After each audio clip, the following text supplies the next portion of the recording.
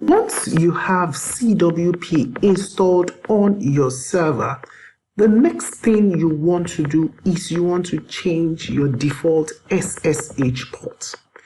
Now, this is important because most of the attacks that will be launched at your server will be launched at known ports. Those are default ports that usually when you install things like this, they are configured automatically. And one of such ports is your default SSH port 22. So you want to change that port.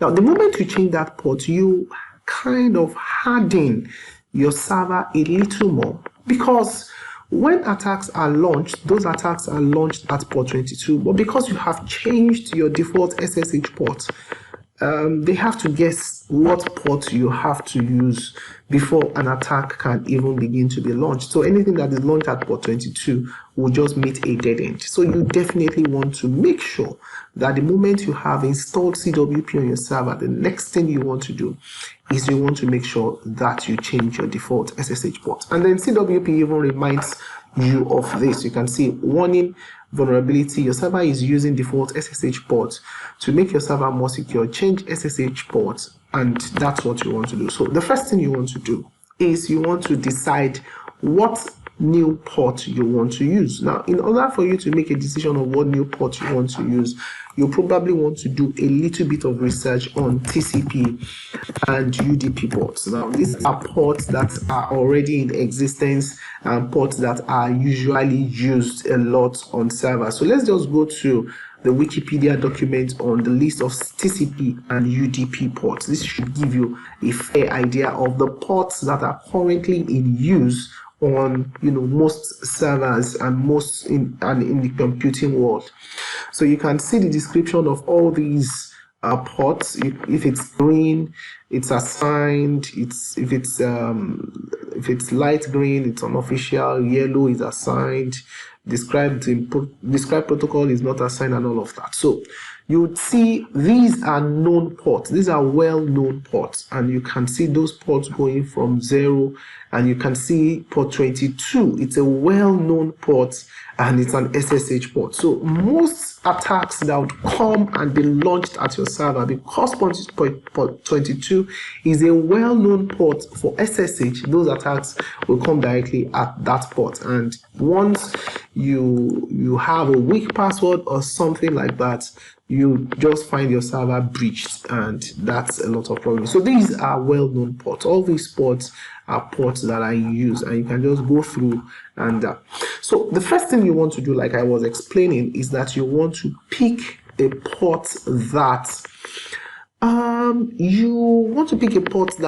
at least is not well known, and the chances that a port will be in existence on your server or will cause trouble if you use that port is a little bit slim. So usually anything above port 1023 from 1024 upward should kind of be free.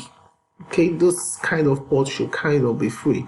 And then you can see these are registered ports, but it does not mean that it is in use.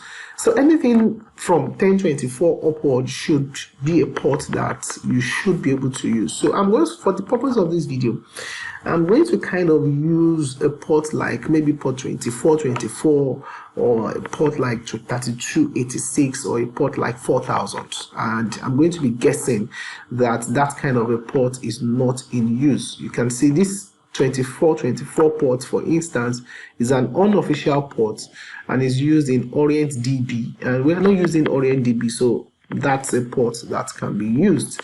So you want to pick anything that is above 1023, maybe 2000, 3000, and then you want to try and check if that port is free on your server. Now, once that port is free on your server, you have decided what port number you want to use. For this video, I'm just going to use 3286. I'm going to use 3286, and you can see 3286 is actually not in use. This is 3283 and then 3290. So I'm just going to go with 3286. So once you have that, then the next thing you want to do is you want to come to this warning here, and you want to go to edit your SSHD config. So I'm just going to click to edit the SSHD config. And then once you click to edit the SSH for config, you want to go to the port number right here. And then you want to remove the hash at the back of the port number. Now, once you remove the hash at the back of that port number, that activates the port and that makes it easy for you to change. So what I'm going to do is I'm going to change this port 22 to 0.3286. Now, once I'm done with that, I'm just going to do a save, and that would be saved. Now, that's the first step. The next step you want to do in order to complete this action is that you want to go to your firewall. Now, you want to go to your firewall and you want to go to your CSF firewall. Now, once you get to your CSF firewall, what you want to do is that you want to go to your firewall configuration. And then once you get to your firewall configuration, you want to look for TCP in and TCP out ports. So I'm just going to do a search, Control F on my browser, and I'm going to do a search for TCP in. And you see I have TCP in right here and I have TCP out right here. So what I want to do now is, you can see these are all the ports that allows incoming traffic to your site. So you have port 20, 21, 22, 25, 53, 80, 110. These are all the ports. So what I want to do is I want to go to the end of that list and I want to put a comma and I want to add my new port 3286. So I add that and then I go to TCP out and I want to do the same thing and I want to do 3286. Now, once I have done that, I want to just save my change. And once you save your change, you have changed your SSH port. Now, the fact that you have done these two steps does not mean the new SSH port is now active. It is not active yet. So I'm going to go to the dashboard and I'm going to show you that. Now, once you go to the dashboard, you would see under your SSH port right here. Once you go to the dashboard, you'll scroll down and then under application version, you see your SSH port and you can see your SSH port is still the default port 22. So in order to change your SSH port now, what you want to do is you want to restart your SSH server. That's the first thing you want to do. So I'm just going to do a restart of my SSH server. That has been done. SSH has been restarted successfully. I want to go back to my firewall and I also want to restart my firewall.